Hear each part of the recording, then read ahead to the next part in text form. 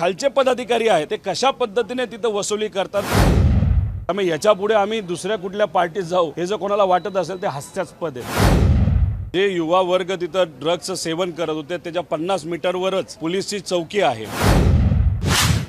खरं तर आदरणीय अजितदादांचं भाषण आपण जर बजेटवरचं ऐकलं तर कुठेतरी सरकार घाबरलंय हे आपल्याला कळतं। अजितदादा बोलत असताना त्यांनी काय सांगितलं की हे माझं 10वं भाषण आहे आणि त्या भाषणामध्ये त्यांनी त्यांच्या मतदारसंघाचा सुद्धा उल्लेख केला। जानाई शिरसाई पुरंदर उपसा योजना जी आदरणीय पवार साहेबांनी 30 वर्षापूर्वी त्या भागाच्या शेतकऱ्यांसाठी आणलेली योजना होती। गेल्या 10 भाषणामध्ये त्यांना वेळ नाही झाला तिथं असणाऱ्या शेतकऱ्यांना न्याय देण्याचा। त्यांनी कदाचित त्या शेतकऱ्यांकडे दुर्लक्ष केलं कारण का त्यांना माहीत होतं की लोक त्यांना निवडून देतील। पण याच अधिवेशनामध्ये त्यांनी जानाई शिरसाई आणि पुरंदर उपसा योजनेचा उल्लेख केला कारण पवार साहेब स्वतः त्याच्यामध्ये आता लक्ष घालून आहेत। साहेबांनी आणली विस्तार जर या सरकारला करता येत नसेल तर मी स्वतः लक्ष घालू असं पवार साहेबांनी सांगितलं। त्यामुळे कुठेतरी दादा घाबरले होते। फडणवीस साहेबांच्या बाबतीत बोलायचं झालं तर गेल्या वेळेस त्यांच्या विधानसभा मतदारसंघातून गडकरी साहेबांना 60,000ची लीड होती ती कुठेतरी 30,000वर आलेली। त्यामुळे फडणवीस साहेबांच्या मनामध्ये सुद्धा भीती असावी आणि जे काही बजेट सादर झालं त्याच्यामध्ये आर्थिक प्रोव्हिजन जर बघितलं तर ते प्रोव्हिजन कुठेही त्या ठिकाणी दिसत नाही। खोलात जायचं झालं तर खूप काही खोलात जाता येईल पण अधिवेशनामध्ये जेव्हा मला संधी दिली जाईल तेव्हा मी बोलेलच। त्यामुळे हे जे बजेट आहे ते खऱ्या अर्थाने लोकशाहीचं प्रतीक आहे असं कुठेतरी वाटतं। या सरकारला जो अहंकार आला होता लोकसभेमध्ये सामान्य लोकांनी तो मोडून काढला। लोकांना कुठेतरी हे सरकार घाबरले म्हणून लोकांना आपलंसं करण्यासाठी त्यांनी हे बजेट करण्याचा प्रयत्न त्या ठिकाणी केला आहे। म्हणजे मॅनिफेस्टो असल्यासारखं हे बजेट आहे। त्यामुळे हे सरकार घाबरले सामान्य लोकांना ही खऱ्या अर्थाने आनंदाची गोष्ट आहे। पण ह्याच्यामध्ये खूप मोठ्या त्रुटी आहेत त्या खोलात जाऊन अधिवेशनामध्ये आम्ही 100% त्या ठिकाणी मांडू।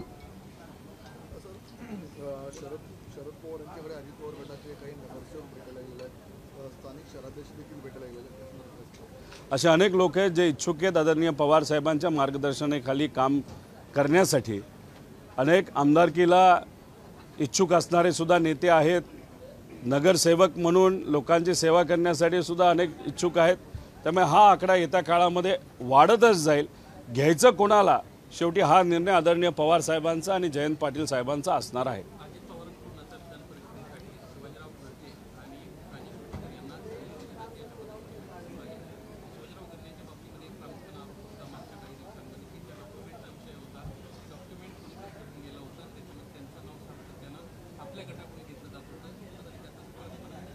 असंच कुठेतरी म्हणावं लागेल। खरं तर अपेक्षा होती की मकरंद पाटलांचे जे बंधू आहेत त्यांना सुद्धा त्या ठिकाणी कुठेतरी शब्द दिला होता। त्यांचं नाव पुढे येतं का काय असं वाटत होतं। अशी अनेक नावं आहेत जे असं आम्हाला वाटत होतं ह्यांना मिळेल त्यांना मिळेल। पण आता ही जी 2 नावं पुढे आलेली आहेत एक तर तुम्ही म्हणल्यानुसार डॉक्युमेंटची ज्यांच्याकडे जबाबदारी होती अशा व्यक्तीला तिथं उमेदवारी मिळेल आणि दुसरं जे नाव आहेत तेच असेल का बदललं जाईल हे येत्या काळामध्ये आपल्याला बघावं लागेल।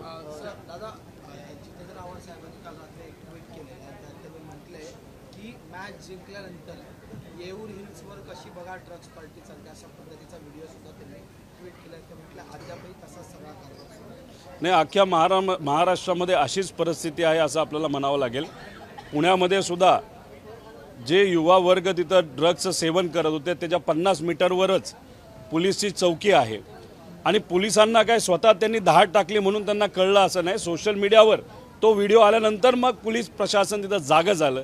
त्यामुळे ठाण्यात पण या गोष्टी होत असाव्यात। अख्ख्या महाराष्ट्रामध्ये तशा गोष्टी आज होत आहेत। 20-20 हजार 5-5 हजार कोटीचं ड्रग जेव्हा सापडतं किती ड्रग लोकांकडे जातं हा अंदाजसुद्धा आपल्याला करता येणार नाही। हे गुंडांना सहकार्य करणारं सरकार आहे। गुंड असतील नाही तर ड्रग्स सप्लाय करणारे जे कोणी व्यावसायिक असतील नाहीतर जे कोणी ड्रग माफिया असतील यांना पाठिंबा देणारं हे सरकार आहे। त्यामुळे त्यांना कुठेही या सरकारची भीती वाटत नाही। खऱ्या अर्थाने येत्या काळामध्ये महाविकास आघाडी सरकार आल्यानंतर हे जे माफिया लोक आहेत नाहीतर गुंड लोक आहेत त्यांना खऱ्या अर्थाने कुठंतरी आपल्याला एक धडा शिकवला पाहिजे असं आम्हाला वाटतं।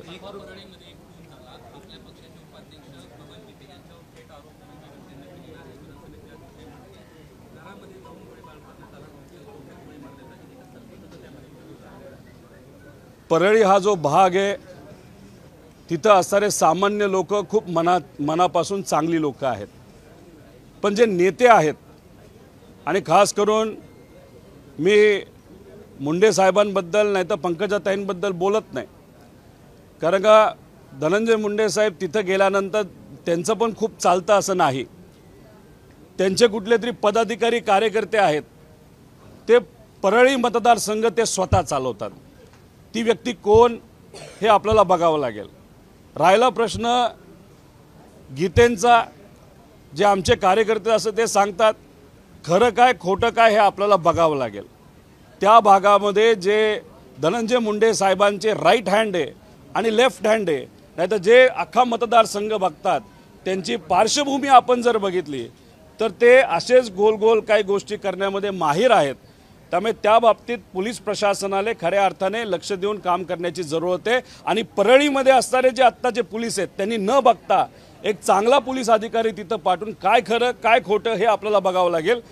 जोपर्यंत खऱ्या गोष्टी पुढे येत नाहीत तोपर्यंत धनुभाऊंनी सांगितलेलं नाव हे खरं आपल्याला ठरवता येणार नाही, कारण तेच बबन गीते ज्यांनी तिथं बूथ ताब्यात ज्या पद्धतीने भाजप घेत होते ते लोकांसमोर पुढे आणलं, त्याच बबन गीतेवर आता एक वेगळं तिथं कुठंतरी नाव घेतलं जाते असं मला वाटतं, नाही तर अडकवण्याचा प्रयत्न बबन गीतेला केला जातोय असं आता तरी वरून वरून वाटतंय।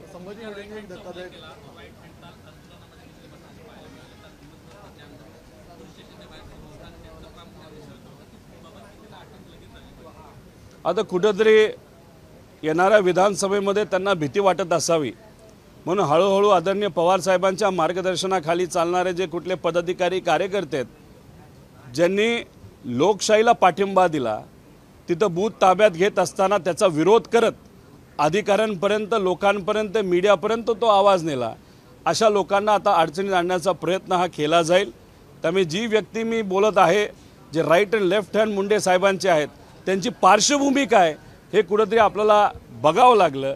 त्याच्याचबरोबर तिथे जे छोटे मोठे व्यावसायिक आहेत गरीब व्यावसायिक आहेत त्यांना जाऊन एकदा विचारा की तिथं काय पद्धतीचं राजकारण केलं जातं आणि वसुली कशी केली जाते याच्यावरनं अंदाज येईल परळीमध्ये काय चाललंय। लोकप्रेमाचे पंकजाताई पण खूप मनापासून लोकांच्या हितासाठी काम करतात, धनुभाऊंबद्दल पण आम्हाला काय बोलायचं नाही, पण तिथं जे सर्व त्यांचे खालचे पदाधिकारी आहेत ते कशा पद्धतीने तिथं वसुली करतात आणि वातावरण काय निर्माण त्यांनी केलं हे तिथं गेल्यावरच आपल्याला कळेल।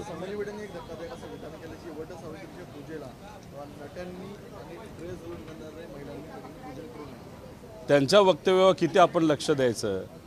आंब्याचं वक्तव्य आपण ऐकलं, महात्मा फुलेंच्या विरोधात त्यांनी अतिशय चुकीच्या पद्धतीने वक्तव्य केलेलं हे आपल्या सर्वांना माहिती आहे। आणि जे काल वक्तव्य त्यांनी केलं, पहिलं वक्तव्य त्यांचं जे होतं स्वतंत्र भारताच्या बद्दल, त्याच्यामध्ये ज्या लोकांनी बलिदान दिला त्यांचा खऱ्या अर्थाने अवमान त्या व्यक्तीला केलेला आहे। त्यामुळे या सगळ्या गोष्टीचा मी निषेध करतो आणि सरकारमध्ये जर धाडस असेल तर मग कुठेतरी पुढाकार घेऊन कारवाई काही ना काहीतरी ही केली पाहिजे, पण ते धाडस हे लोक दाखवतील का आणि ही जी व्यक्ती आहे कुठल्या विचाराची आहे, कोणाच्या मार्गदर्शनाखाली चालते याचाही अभ्यास आपल्याला करावा लागेल। कदाचित एकनाथ शिंदे साहेब याबद्दल काही करणार नाहीत, तिथं फडणवीस साहेब काय करणार नाहीत, शिवशाहू फुले आंबेडकरांचा विचार आणि यशवंतराव चव्हाण साहेबांचा विचार पुढे घेऊन जाणारे जे तिसरे घटक आहेत नाही तर तिसरं जे चाक आहे म्हणजे आदरणीय अजितदादा या बाबतीत काय बोलतात आणि काय करतात हे खऱ्या अर्थाने बघण्याची जरूरत आहे। सरकारने जी योजना काढली आहे त्या सरकार किंवा शेतकरी अर्ज भरायला जातो त्यावेळी सीएससी सेंटरचे तिथले जे कर्मचारी आहेत ते 100 रुपये घेतात, मात्र या सगळ्याची पाठराखण आहे ते दादाजी भुसे यांनी केले जे सरकारमधील आहे। ते म्हणतात की 100 रुपये घेतले तरी काय झालं, 4-5 हजार रुपये आम्ही वाचवले असं ते म्हणतात। हे बघा, ही योजना जेव्हा लॉन्च झाली त्या योजनेचं आम्ही स्वागत केलं, पण आम्ही म्हणत होतो तुम्ही 1 रुपया घेताय खरं, पण शेतकऱ्याला वेळेवर मदत मिळणार आहे का? झेरॉक्स प्रिंटिंग असेल, येणं जाणं असेल, याच्यामध्ये 300 ते 400 रुपयाचा खर्च हा शेतकऱ्याला होत असतो. आत्तासुद्धा या महाराष्ट्रामध्ये शेतकरी विमा भरत असताना 400 रुपये कमीत कमी खर्च त्यांना त्या ठिकाणी होतो. पण हा जो विमा आहे ना, 1 रुपया शेतकऱ्याकडनं घेतला खरा, पण याची खरी आकडेवारी जर तुम्ही बघितली, जी सरकारली प्रिंट केलेली आहे, 10,000 कोटी रुपये प्रीमियम म्हणून या सगळ्या विमा कंपनीला दिला गेला. 10,000 कोटी. आणि किती शेतकऱ्याला मिळालं तर 3,500 कोटी. मग आमचं विचारणं अशी आहे, 6,500 कोटी गेले कुठं हे सरकारने कुठंतरी तिथं सांगावा. शेतकऱ्याचा फायदा झाला का या विमा कंपनीचा फायदा झाला, हे खऱ्या अर्थाने आता सांगण्याची वेळ आलेली आहे. आम्ही हेच म्हणतोय, हे सरकार कमिशनखोरी करणारं सरकार आहे.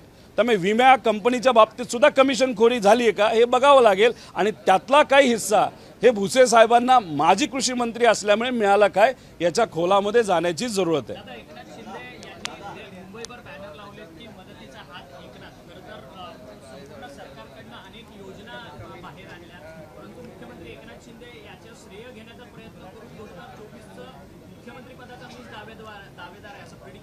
एक तर या ज्या योजना आणलेल्या त्या कशा फसव्या आहेत हे आम्ही अधिवेशनामध्ये बोलूच. पण एकनाथ शिंदे साहेब स्वतःला परत एकदा मुख्यमंत्री म्हणून जर प्रोजेक्ट करत असतील तर ती आमची अडचण नाही. याच्यावर देवेंद्र फडणवीस साहेबांचं काय मत आहे हे कुठेतरी आपल्याला समजून घ्यावं लागेल. आणि कदाचित ओपनली ते व्यक्त होणार नाहीत, पण इलेक्शनमध्ये कुठला उमेदवार कुठं आणि कुठला उमेदवार अपक्ष ते उभे करतात याच्यावर नक्कीच काही प्रमाणात आपल्याला अंदाज लागेलच. अजितदादांचं मत आज ते घेतात नाही घेत हे आपल्याला सांगता येणार नाही. त्यामुळे विधानसभेमध्ये कुठला कोणाचा कसा उमेदवार उभा राहतो आणि अपक्ष कोणाकोणाचे उभे राहतात त्याच्यावरूनच कळेल उद्याचं समीकरण या महाराष्ट्राचं काय असेल. पण आम्हाला विश्वास आहे, महाविकास आघाडी सरकारच या महाराष्ट्रामध्ये येणार आणि सर्वसामान्य लोकांच्या खऱ्या अर्थाने सगळ्या अडचणी सोडवण्यासाठी प्रामाणिकपणे पवार साहेब, उद्धव ठाकरे साहेब आणि काँग्रेसचे नेते यांच्या मार्गदर्शनाखाली हे सरकार काम करेल.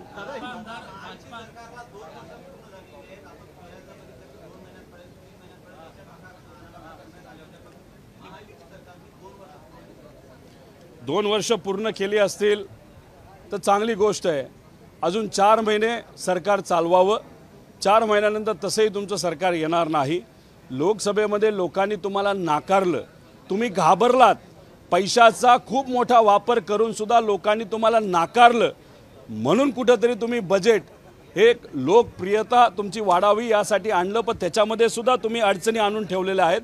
अधिवेशन आम्ही मध्ये बोलू, पण हे घाबरलेलं सरकार आहे, घाबरलेले नेते. त्यामुळे या विधानसभेमध्ये त्यांचा विजय होईल असं आम्हाला तरी वाटत नाही.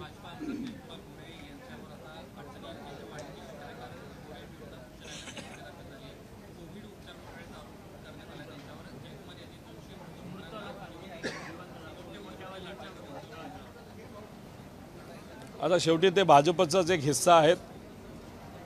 कोर्टामध्ये तो मुद्दा गेला आहे, तो आपल्याला बघावा लागेल, शहानिशा करावी लागेल, काय खरं काय खोटं. पण नेते जर विशिष्ट पद्धतीने कमिशनखोरी करत असतील, मलिदा खात असतील तर काही प्रमाणात आमदारांवर सुद्धा त्याचा परिणाम हा नक्कीच होईल. आता गुंडच या सरकारमध्ये घाबरत नाहीत तर आमदार चुकीच्या गोष्टी करण्यासाठी का घाबरणार, अशी या महायुतीची आजची परिस्थिती आहे. दादा, हिंदी में जानना चाहेंगे, क्योंकि अब विधानसभा चुनाव नज़दीक आ रहे हैं, जिस तरीके के परफॉर्मेंस महायुति की रही लोकसभा में, बीजेपी अब ओबीसी वोट बैंक जिसमें काफ़ी ज़्यादा डेंट लगा था लोकसभा में, उसको अपने साथ कॉन्ट्रैक्ट करने के लिए पंकजा मुंडे को जो कैबिनेट विस्तार होने वाला है उसमें जगह देने वाले हैं. यहाँ तक कि एमएलसी के जो 11 नामांकन भरने के लिए जो कैंडिडेट्स के नाम गए हुए हैं उसमें पंकजा मुंडे का नाम दे रहे हैं. आप इसको किस तरीके से देखते हैं? नहीं, पंकजा ताई को अगर बीजेपी संधि दे रही है, क्योंकि बीजेपी वो तो अलग पार्टी है, उसके बारे में हम कुछ नहीं कह सकते, लेकिन अगर उनको एमएलसी बनाया जाता है या राज्यसभा का पद दिया जाता है और मंत्री भी बनाया जाता है तो उसका स्वागत ही हम सब ने करना चाहिए. क्योंकि जो मुंडे साहब थे उनका कार्य बहुत बड़ा था, उनकी वो बेटी है और लोगों की अपेक्षा है उस तरीके से ही वो काम करेगी. लेकिन उसके बारे में आक्षेप होने का कुछ कारण नहीं, क्योंकि वो हमारे पक्ष से नहीं है, वो बीजेपी के पक्ष से है. वोट बैंक तो आप देखते हैं कि जो है क्या ओबीसी को वोट बैंक देखो, ओबीसी के बारे में करने के लिए कदम उठाया जाए? ओबीसी के बारे में अगर कहना हो तो ओबीसी राजकीय आरक्षण जो है, जो राजनीति में एक आरक्षण होता है ओबीसी समाज का, वो धोखा में क्यों आया? क्योंकि भाजपा का एक कार्यकर्ता उसके खिलाफ कोर्ट में गया, उसके बाद ओबीसी समाज का राजकीय आरक्षण धोखा में आया, वो दिया नहीं गया क्योंकि वो विषय कोर्ट में है। अभी ये मैं कह रहा हूँ क्या? ये मैं नहीं कह रहा हूँ, ये भुजबल साहब कह रहे हैं। भुजबल साहब अभी बीजेपी के साथ है। तो ये जो भाजपा का सरकार है, ये सिर्फ समाज में तेढ़ निर्माण करने का कोशिश करता है। मराठा विरुद्ध ओबीसी, अभी मराठा समाज को आरक्षण उन्होंने दिया, लेकिन देवेंद्र फडणवीस साहब का ही कार्यकर्ता मराठा आरक्षण के खिलाफ अभी कोर्ट में गया है। तो अभी ये जो खेल चल रहा है समाज को एक दूसरे के खिलाफ लड़वाने का, या दो धर्म के लोगों को एक दूसरे को लड़वाने का, ये अभी लोगों को पता चला है। लोकसभा में लोगों ने सोच के वहाँ पे महायुति को बाहर रखा है, और जब अभी विधानसभा का इलेक्शन होगा उसी तरीके का राजनीति हम सबको दिखाई देगा, और बीजेपी और उनके मित्र पक्षों को लोग सत्ते के बाहर रखेंगे, ऐसा हम सबको विश्वास है। क्रिमिनल लॉ जो है आज से इम्प्लीमेंट हो रहा है देश में, क्या लगता है कुछ बदलाव जो है कानून में आने वाले जब नहीं, उस क्रिमिनल लॉ का बहुत डिटेल में स्टडी करने की ज़रूरत है। उसमें जो रेटिना स्कैन है या फिंगर स्कैन है, अभी देखो जो बड़ी बड़ी ऑर्गेनाइजेशन जैसे ईडी है, सीबीआई है, उसका बहुत गलत तरीके से इस्तेमाल सत्ता में जो कुछ कोई पार्टी होती है, खास करके बीजेपी, उसका इस्तेमाल करती है। अभी समझो ये जो रेटिना स्कैन और फिंगर स्कैन, ये जो नई नई चीज़ें या फेस स्कैन है, अगर सिर्फ किसी पे एलिगेशन हो कि हाँ इसने चोरी की, तो उसको अंदर लिया जाएगा, पूरा तरीके का स्कैन किया जाएगा। ये जो अपने आइडेंटिटी है, मतलब डिजिटल, क्योंकि आगे जाके सब डिजिटल वर्ल्ड होने वाला है, ये पूरी आइडेंटिटी सरकार अपने पास रखेगी।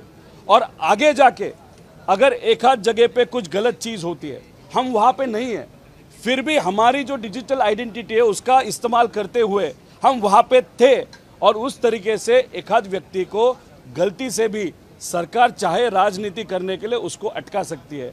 तो ये जो चीज़ें हैं बहुत घातक है, इसलिए सब लोगों ने इस पर चर्चा और सोच देने की जरूरत है, ऐसे हम सबको लगता है। विधान परिषदेच्या मतमोजणी सुरू आहे। नाशिकमध्ये मतमोजणी केंद्रावर गोंधळ झालाय। एका मतपेटीत तब्बल 3 मतपत्रिका जास्त आहेत। एकूण मतदान आहे ते 935 झालंय, मात्र आता मतपत्रिका निघाल्या आहेत 938। बघावं लागेल, म्हणजे आता EVM मध्ये काय गोष्टी होऊ शकतात असं आता एलॉन मस्कच तिथं म्हणतायत। आता या मतपत्रिका ज्या मॅन्युअल असतात त्या बॉक्समध्ये टाकताना 100 असायला पाहिजे, तो आता 103 निघाले असतील, तो खऱ्या अर्थाने ह्याच्यामध्ये लक्ष देण्याची जरूरत आहे। म्हणजे लोकशाहीचा कुठेतरी खूनच खऱ्या अर्थाने हा होतोय, पण शहानिशा करून याच्यावर अजून विस्तारमध्ये मला येत्या काळामध्ये बोलता येईल।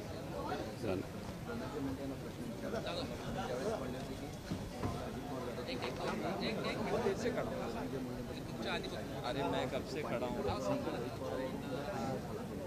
मैं कब से कुठल्या आता माझ्यावर अन्याय होणार हे मला माहीत होतं, माझ्यावर कारवाई होणार, ईडीली कारवाई केली, त्याच्यानं सीआयडीली कारवाई केली, बऱ्याच कारवाई त्याच्यावर मला झाल्यात। का झाल्या? कारण मी पवार साहेबांबरोबर राहिलो, पवार साहेबांबरोबर मी राहिलो नसतो तर या कारवाई झाल्या नसत्या, पण तरीसुद्धा आम्ही भूमिका घेतली, आम्ही विचाराबरोबर राहिलो। त्यामुळे आत्तापर्यंत जो संघर्ष आम्ही केलेला आहे तो विचारासाठी संघर्ष केला आहे, साहेबांबरोबर आम्ही राहिलेलो आहोत। त्यामुळे याच्यापुढे आम्ही दुसऱ्या कुठल्या पार्टीत जाऊ हे जर कोणाला वाटत असेल ते हास्यास्पद आहे। उलट तेच दादांबरोबर राहणार नाही, ते बीजेपी जॉईन करते हे आजच मी लिहून देतो तुम्हाला। महाराष्ट्रातील सर्व बातम्यांचे विश्वासार्ह व्यासपीठ, सकाळच्या सर्व सोशल मीडिया प्लॅटफॉर्मला लाईक, फॉलो आणि सबस्क्राईब करा। तसंच सर्व नोटिफिकेशनसाठी बेल आयकॉन प्रेस करायला विसरू नका।